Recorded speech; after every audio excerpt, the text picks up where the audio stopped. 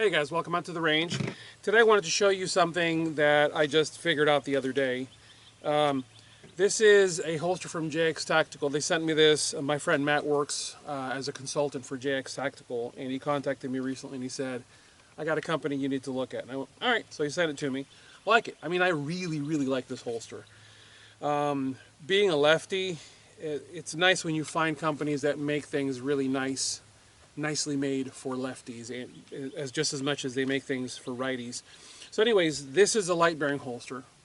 I know, I've got videos on this. I'm not going to cover that right now.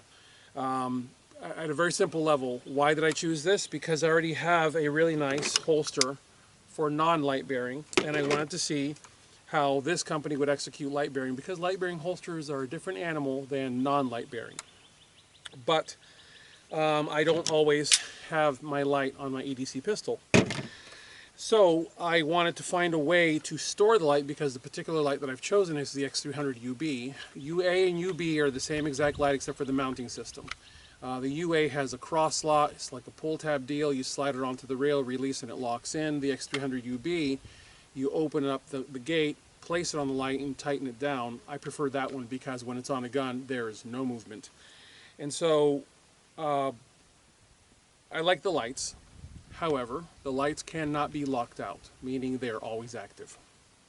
And the X300, pretty much any modern LED light that cranks out 800 lumens, 1,000 lumens, is capable of starting a fire.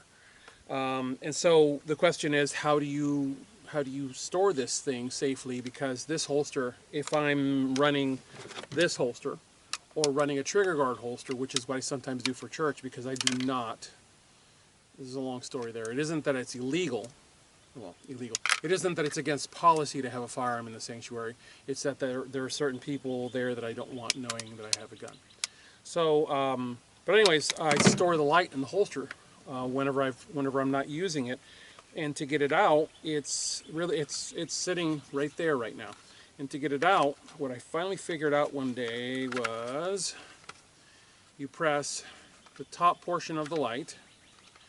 You press down on the back. Press down on the back portion of the light by putting your finger in and pulling down. I got bugs all over the place.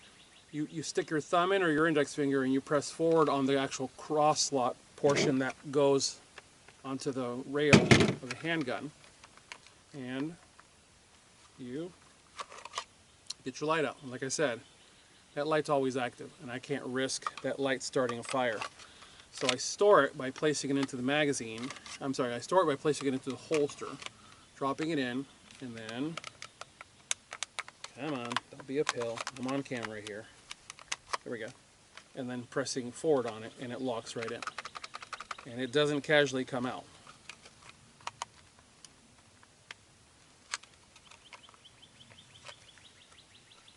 Demonstrated this for my wife the other day, and she's like, waiting. She didn't actually say I'm waiting, just the look on her face was like, yeah, not so easy, huh?